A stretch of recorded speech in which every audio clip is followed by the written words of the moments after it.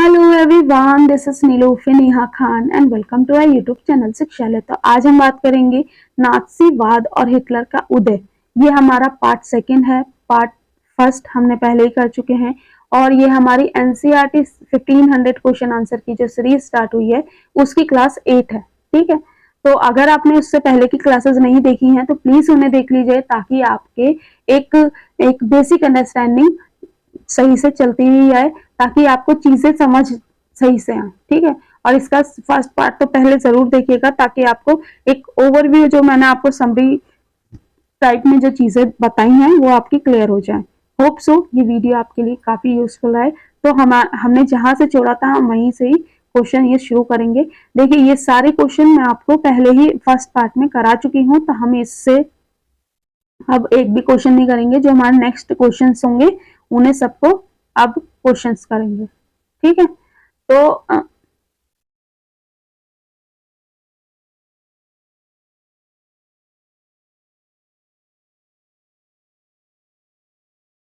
यहाँ ये वाला, तो वर्साई की संधि के कारण जर्मनी को क्षतिपूर्ति के रूप में कितनी धनराशि देनी पड़ी थी। तो आपको इसका आंसर मैं पहले ही बता चुकी हूँ, ये हमारा लास्ट क्वेश्चन था वहां पर। तो $13 बिलियन की धनराशि इन्हें देनी पड़ी थी। ठीक है, नेक्स्ट क्वेश्चन जो है हमारा वो है वर्साई संधि के बाद जर्मनी की सैन्य क्षमता पर क्या प्रभाव पड़ा था। तो जैसे कि मैंने आपको पहले भी बताया है कि जर्मनी पर वर्साई संधि थोपने का ही एक कारण ये था कि उसकी सैन्य शक्तियों को इफेक्ट करना। आप किस तरीके से उसे मजबूत किया करना, नहीं, ये तो बिल्कुल भी उद्देश्य नहीं था। ठीक है, या फिर इस तरीके का प्रभाव, उसकी सैन्य क्षमताओं को समाप्त करना, या फिर उसकी सैन्य क्षमताओं को कम करना, या फिर आपका उसकी सैन्य को विस्तारित करना। तो आपको पता ही होगा इसका जो ऑप्शन है ऑप्शन नंबर सी है, उसकी सैन्य क्षमताओं को कम करना ही एक तरीके से वर्साई संधि का एक मोटिव था, ताकि जो इतनी ज्यादा जो ये जर्मनी था जो इतना ज्यादा शक्तिशाली रूप में उभरा था, इसे दोबारा उभरने में भी टाइम लगे, लेकिन ऐसा नहीं हुआ।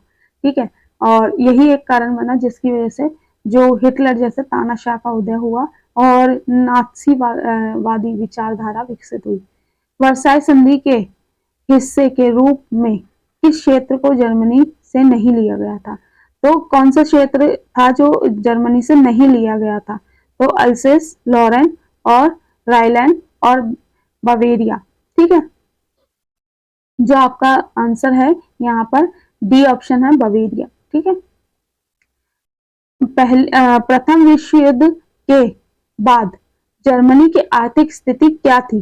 देखिए, प्रथम विश्व युद्ध के बाद, क्योंकि प्रथम विश्व युद्ध आपका शुरू हुआ था ये 1914 में शुरू हुआ और 1918 में आपका खत्म हुआ, जो कि अपने आप में बहुत लंबा टाइम पीरियड था। इस लंबे टाइम पीरियड में ना सिर्फ आर्थिक रूप से बल्कि जो मानसिक रूप से हर तरीके से जर्मनी को लॉस हुआ था। तो उसकी जो आर्थिक स्थिति थी वो किस तरीके की थी।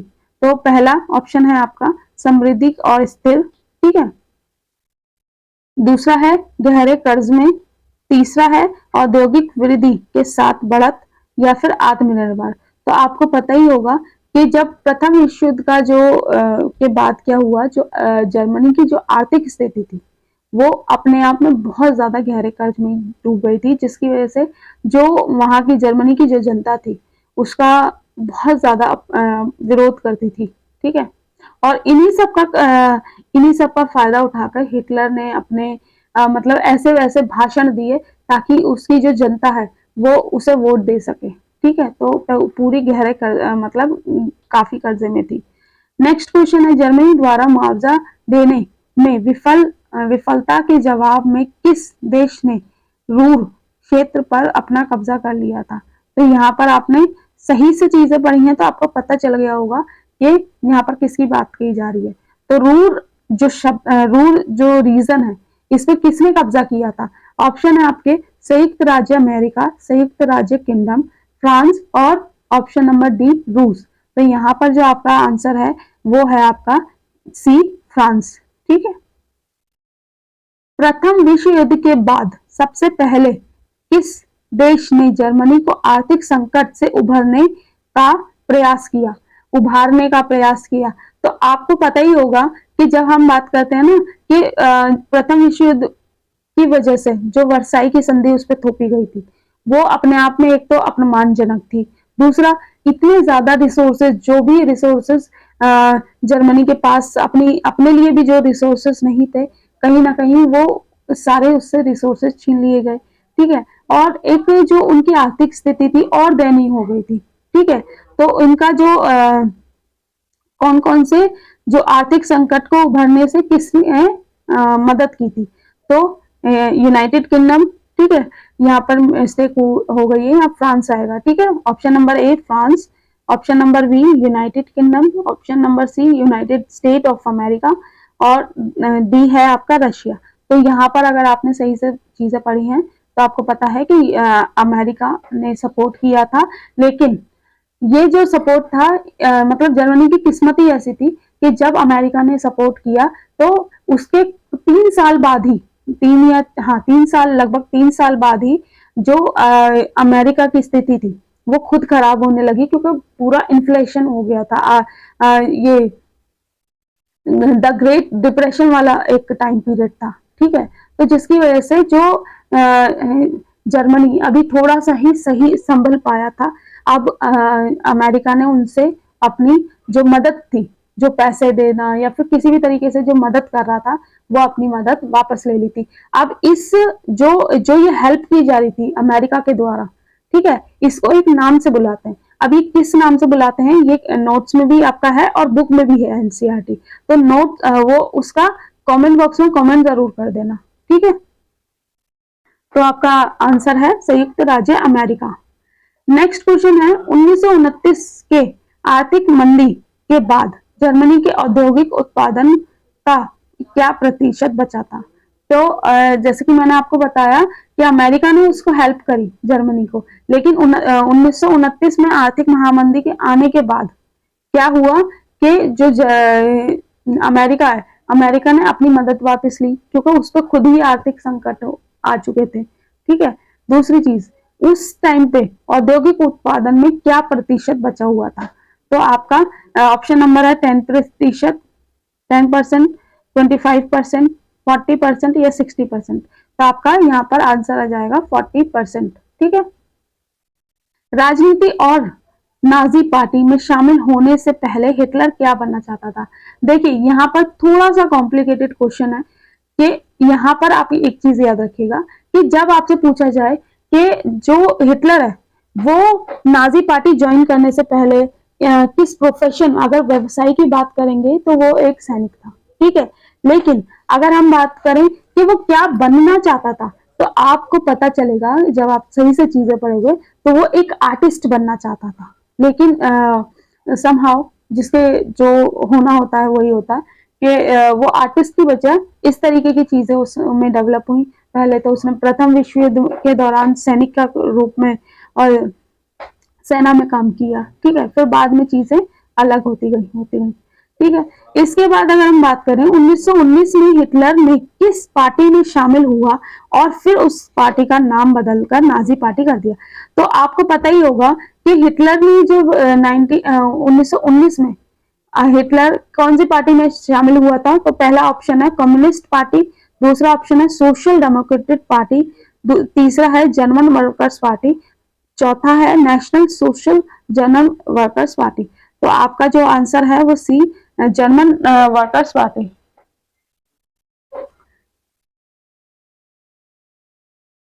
नेक्स्ट क्वेश्चन जो है आपका वो है 1932 में हिटलर की नाजी पार्टी को संसद की बहुमत में जीतने के लिए कितने प्रतिशत वोट मिले और जिससे वह पार्लियामेंट में बहुमत पाई। ठीक है, तो जो 1932 की अगर हम बात करें तो जब इलेक्शंस हुए तो नाजी पार्टी को कितने परसेंट वोट मिले थे।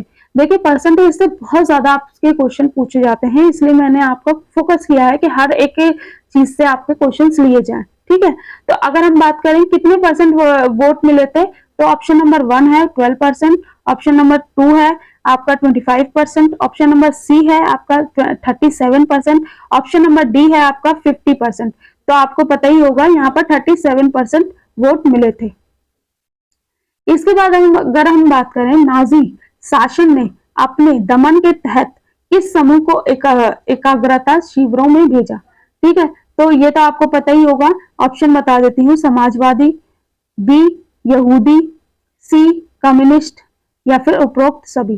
तो आपको पता ही है, जब जो शिविरों में भेजे गए थे ये कौन कौन थे, तो ये उपरोक्त सभी थे। यहाँ पर सिर्फ यहूदियों को मत टिक कर दीजिएगा, यहाँ पर तीनों ही आ जाएंगे। समाजवादियों को भी भेजा गया, ठीक है, यहूदियों को भी भेजा गया और कम्युनिस्ट को भी भेजा गया। तो यहाँ पर आपका जो आंसर हो जाएगा ऑल ऑफ दी अबव हो जाएगा। नेक्स्ट क्वेश्चन है हमारा, नस्लीय पदानुक्रम के संबंध में हिटलर किस विचारधारा में विश्वास करता था? तो अगर हम नॉर्मल लैंग्वेज में पूछे तो जो नस्लीय भेदभाव है उसे हिटलर जो है वो किस तरीके से लेता था? ठीक है, सभी जातियों को समान रूप से समझता था, पहला ऑप्शन। दूसरा ऑप्शन, आर्य सुप्रीमेसी, यानी कि आर्यंस ही सबसे बड़े हैं, या फिर कह लीजिए आर्यंस ही रहने चाहिए, ये मानता था। ऑप्शन सी, विविधता को बढ़ावा देता था, मतलब जो सब अलग अलग हैं उसे बढ़ावा देता था। ठीक है, नेक्स्ट ऑप्शन है जातियों की समानता, यानी कि सभी जातियों को समान रूप से समझता था। तो आपके अकॉर्डिंग इसका आंसर क्या होना चाहिए? ऑब्वियस ही बात है, चैप्टर सही से पढ़ा होगा तो अभी तक आपको सारी चीजें पता होंगी। ऑप्शन नंबर बी, आर्य सुप्रीमेसी, आपका आंसर हो जाएगा। क्योंकि जो हिटलर था ना, वो जातिवाद को बहुत, मतलब अगर हम ऐसे कहेंगे तो जातिवाद को बहुत सपोर्ट करता था। क्यों? क्योंकि वो समझता था कि आर्यंस जो है, ठीक है, वही सुप्रीम है, उन्हीं को ही, मतलब और जो यहूदी है ये सबसे निचले पायदान पे है। तो इसीलिए जो हिटलर है ना, इतना क्रूर होता जा रहा था यहूदियों के साथ। ठीक है, फिर उसने यहूदियों के साथ साथ अल्पसंख्यकों के साथ भी नाइंसाफियां करनी शुरू करी। फिर इसके बाद अगर हम बात करें नेक्स्ट क्वेश्चन की, हिटलर ने अन्य जातियों के साथ आर्यों के संगठन को कैसे देखता था? तो जो नेक्स्ट क्वेश्चन है ये बोल रहा है कि आर्यों को संगठन, मतलब आर्यंस को जो और जो जाति हैं उनके साथ कैसे देखता था? तो ऑप्शन नंबर 1, वह इसे प्रोत्साहित करता था, उसका इस पर कोई भी राय नहीं थी। ठीक है, उसने इसका विरोध करता था, या फिर उन्होंने इसका प्रसार किया। अगर आपने सारी चीजें सही से पढ़ी हैं तो आपको पता होगा कि जो हिटलर था वो हमेशा आर्यन सुप्रीमेसी के बारे में बात करता था, मतलब कि आर्यन से बड़ा कोई और नहीं है। ठीक है, इसीलिए वो और जातियों के साथ इनके संगठन का विरोध करता था। तो ऑप्शन नंबर सी आपका सही होगा। ठीक है, नेक्स्ट क्वेश्चन है, हिटलर ने मानव संस्कृति में आर्यों की भूमिका कैसे वर्णित की? तो जो हिटलर है उसने मानव संस्कृति में आर्यंस की भूमिका किस तरीके से की है? तो आपका आंसर ऑप्शंस हैं, सबसे नीचे जाति के रूप में, सबसे श्रेष्ठ जाति के रूप में, संस्कृति के साथ अनुपयोग के, और सभी अन्य जातियों के समान। तो यहाँ पर जो आपका आंसर होगा, अगर यहाँ पर जो हिटलर था वो आर्यंस को सुप्रीम मानता था, सुप्रीम मतलब सर्वश्रेष्ठ। ठीक है, तो ये हमारा क्या हो गया, बी ऑप्शन आपका करेक्ट हो जाता है, सबसे श्रेष्ठ जाति के रूप में आर्यंस को मानता था। इसके बाद अगर हम बात करें नेक्स्ट क्वेश्चन की, नाजी शासन द्वारा यहूदियों की सामूहिक हत्या का वर्णन करने के लिए किस शब्द का प्रयोग किया जाता था? देखिए, दो तीन वर्ड्स जो है उन्हें याद रखिएगा कि आपको है ना समझ में आ जाए। ठीक है, जब बात करी जाएगी सामूहिक हत्या की, ठीक है, तो उसके लिए कौन सा वर्ड यूज किया जाता था? पहला ऑप्शन है जाति वर्ग या रैशनल हायरार्की। ठीक है, बी ऑप्शन हॉलोकॉस्ट, सी आर्य सुप्रीमेसी, और प्रोग्राम। ठीक है, ये 4 ऑप्शन है। अभी अगर आपने पहले भी पढ़ा है तो आपको पता है कि ये जो आपका आंसर है बी हॉलोकॉस्ट। ठीक है, जो क्या कहते हैं सामूहिक हत्या के लिए यूज किया जाता था। इसके बाद नेक्स्ट क्वेश्चन है, हिटलर ने यहूदियों और अन्य अल्पसंख्यक समूहों की हत्या को कैसे उचित ठहराया? देखिए, ये क्वेश्चन रिपीट हुआ है लेकिन फिर भी मैं आपको बता देती हूँ। ऑप्शंस, आर्थिक विकास, आध्यात्मिक महत्व, सामाजिक समानता, या राजनीतिक शक्ति। तो आपको पता होगा कि जो हिटलर था वो यहूदियों को और जो अल्पसंख्यक थे इनको मारने से रिलेटेड ये सोचता था कि वो धर्म के लिए सबसे अच्छा काम कर रहा है।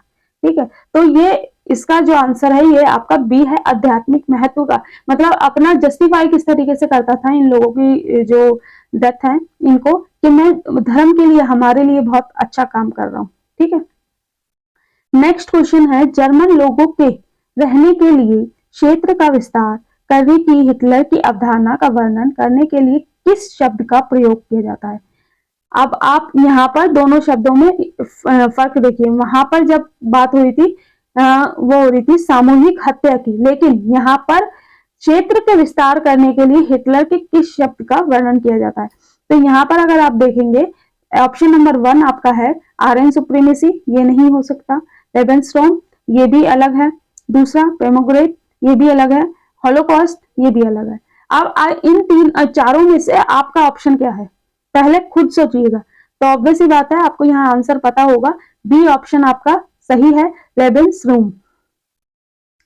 फिर इसके बाद जो आपका नेक्स्ट क्वेश्चन है वो है, हिटलर ने अपने उत्पीड़न और सामूहिक हत्याओं में यहूदियों के अलावा किसे निशाना बनाया था?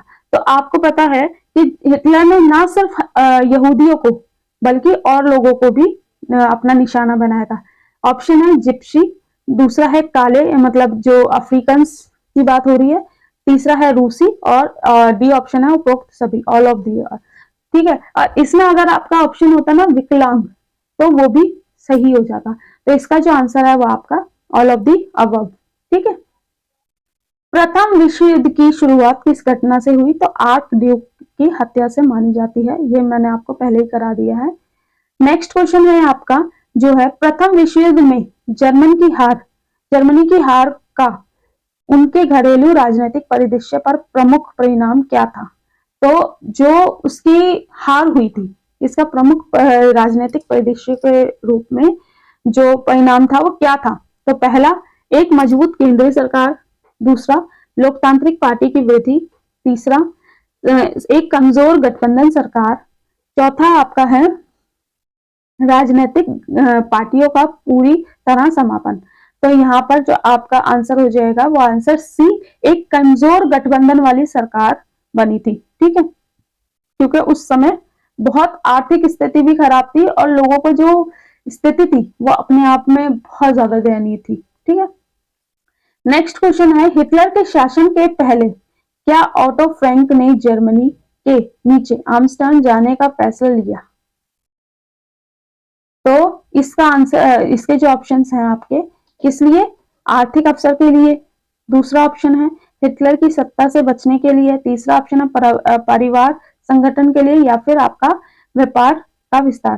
तो यहाँ पर आपका आंसर जो होगा बी, हिटलर की सत्ता से बचने के लिए। ठीक है, यहाँ ये क्वेश्चन आंसर्स हमारे कंप्लीट होते हैं, ये चैप्टर हमारा कंप्लीट होता है। होप सो ये चैप्टर आप लोगों के लिए यूजफुल रहा हो। प्लीज आप लोगों से रिक्वेस्ट है कि अगर आपने अभी तक चैनल सब्सक्राइब नहीं किया है या फिर अभी तक इन वीडियोस को लाइक एंड शेयर नहीं किया है, एटलीस्ट इतना तो करा करें कि जितनी वीडियोस मैं आपको दे रही हूँ उन वीडियोस को लाइक एंड शेयर किया करें। क्योंकि सीरियसली बता रही हूँ, इतनी देर सिर्फ इसे रिकॉर्ड करने में आपको लगता है कि इतनी देर का ही काम है, लेकिन पूरा दिन, कई बार 2-2 दिन भी लग जाते हैं एक पीडीएफ रेडी करने में, क्योंकि पूरे टॉपिक में से क्वेश्चन आंसर छांटना फिर उन्हें टाइप करना अपने आप में डिफिकल्ट टास्क हो जाता है। फिर बाइलिंगुअल रखती हूँ तो इस वक्त पे भी कई टाइम लगता है। ठीक है, तो इतनी मेहनत करने के बाद आप लोगों से एक चीज तो मैं एक्सपेक्ट कर सकती हूँ कि आप लोग इन वीडियोस को लाइक एंड शेयर जरूर करेंगे। प्लीज आप लोगों से रिक्वेस्ट है, कोशिश करें कि अपनी पढ़ाई अच्छे से करते रहें।